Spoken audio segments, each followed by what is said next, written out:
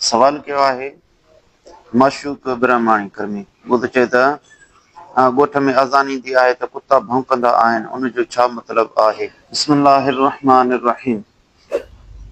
इन जा केतिरा ई सबब थी सघनि था, पर शरीयत जे अंदरि इन जो को बि हुकुम बयानु थियल न आहे।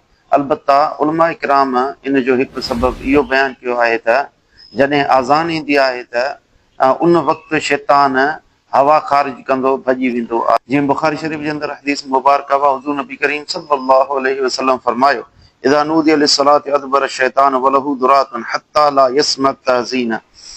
पाण फरमाइनि था त जॾहिं अज़ान ईंदी आहे त शैतान हवा ख़ारिज कंदो, एसी ताईं भॼी वेंदो आहे जेसीं ताईं अज़ान जो आवाज़ न आहे पहुचंदो। इन हदीस मुबारक में मालूम थियो त अज़ान जे वक़्तु शैतान भॼंदो आहे।